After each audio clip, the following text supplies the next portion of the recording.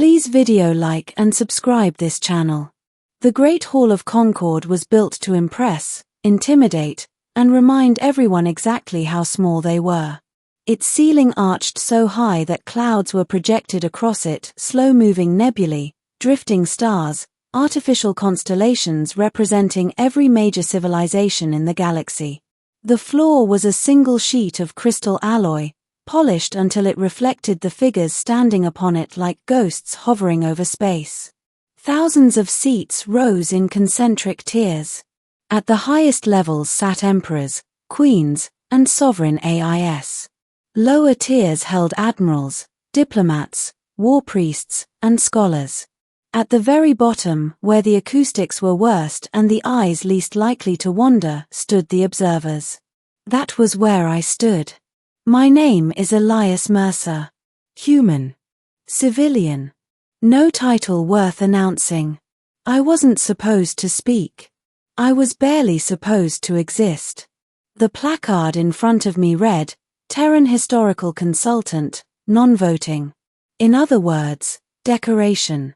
The Concord had been called to decide whether humanity deserved protection or erasure. Again. Order, boomed the voice of High Arbiter Koren, his massive armored form seated upon a floating dais. The 32nd Galactic Concord is now in session. A low hum of power rippled through the hall as shields activated, translation matrices aligned, and recording cores awakened. Every word spoken here would be preserved for eternity. A colossal hologram ignited in the center of the chamber, a human colony world, scarred and burning. Planet Myra 9. Once a mining outpost. Then a refugee haven. Now the epicenter of a political storm. The humans, hissed Lord Veilrix of the Tethran Combine, his serpentine body coiled elegantly, have once again expanded into restricted zones. They provoke conflicts, destabilize regions, and then cry for mercy when consequences arrive. Murmurs of agreement rolled through the hall. They claim self-defense, added a crystalline being from the Orion Collective. But our data shows their fleets fired first. That was a lie. I clenched my fists but said nothing.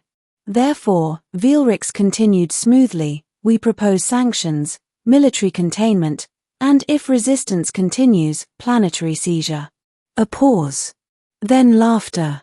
It started small, chuckles, clicks, harmonic vibrations, but quickly spread. The idea of humanity resisting anything was apparently hilarious. Humans were short-lived, emotionally volatile, physically fragile. We were good at surviving disasters. Yes, but in the eyes of the galaxy, we were children playing at Empire. A joke species. I felt my face burn as laughter echoed off the walls. From the corner of my eye, I saw Ambassador Rentala of Earth stiffen, her jaw set. She was trying to hold the line with diplomacy, but the room had already decided. High Arbiter Koren turned toward her. Do you have anything to add before we proceed to vote? Ren opened her mouth. I stepped forward instead. The sound of my boots on the crystal floor rang out loud, sharp, completely out of place. The laughter faltered. Observer Mercer, the Arbiter rumbled. You are not recognized to speak. I know, I said. Several heads turned. A few delegates looked annoyed. Others amused. I swallowed. But before you vote, I continued, my voice carrying farther than I expected, there's something you should know. Veilrix chuckled again. Another human plea? Spare us the melodrama. More laughter. My heart hammered. I could feel every gaze pressing down on me, thousands of years of power looking at one unarmed man who had just broken protocol. I had one chance. Do you know why humans expand the way we do? I asked. No one answered. Do you know why we build colonies on worlds everyone else avoids? Why we settle near unstable stars, fractured regions, and contested borders? A few delegates shifted, uncomfortable. Veilrix waved a claw dismissively. Because you lack foresight. I smiled. That got another laugh. I took a breath. No, I said. Because we're running. The hall quieted slightly. Running from what? Koren asked, more curious than hostile. I looked up at the swirling stars above us. From history. The laughter returned, louder this time. Humans and their poetry, someone scoffed. I nodded. That's fair. So let me be clear. I met Vilrix's gaze. Humanity has fought 30 wars that never made it into your archives. The Great Hall roared. Actual, thunderous laughter. Delegates leaned back in their seats. Some slapped armrests. Others exchanged amused looks. 30. Vilrix laughed. Your species hasn't even been spacefaring that long. Exactly, I said. That word, exactly, cut sharper than I intended. The laughter began to die. I pressed on. 30 wars against threats you never recorded because you never encountered them. Or because they didn't survive long enough to be studied. Silence crept in, slow and uneasy. Name one, the Orion representative chimed, its voice resonant. One enemy we do not know. I nodded. The Virex swarm. A flicker ran through the translation matrix. No record, the AI said. Because we burned every trace of them, I replied. Including ourselves. The hall stilled.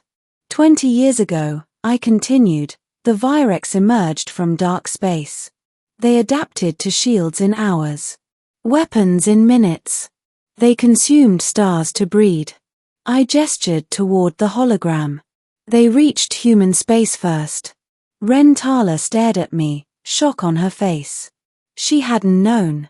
Very few civilians did. We didn't call for help, I said. Because we knew how you'd vote. A ripple of discomfort spread. We evacuated what we could.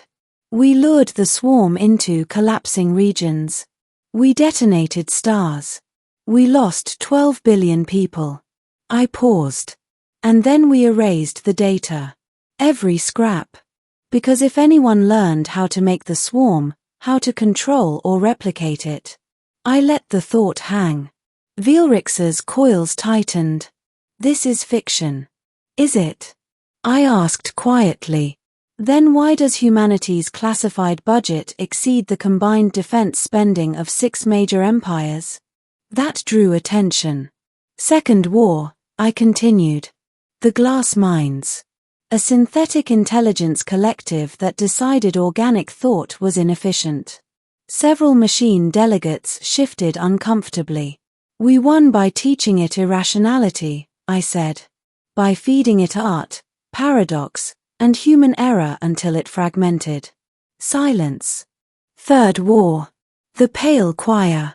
Beings that sang spacetime apart. I stopped counting out loud. The hall had gone deathly quiet. I looked around, meeting eyes, compound, crystalline, burning, cold. 30 wars, I said again. And every time, we survived by doing what humans do best. And what is that?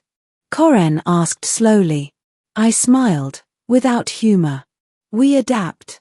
We endure. And when necessary, we become monsters so you don't have to. No one laughed. The great hall felt smaller now. The stars above seemed dimmer. Vilrix finally spoke, his voice tight. If this is true, why keep it secret? Because the galaxy isn't ready for the things that hunt us, I said. And because humanity doesn't want to rule you.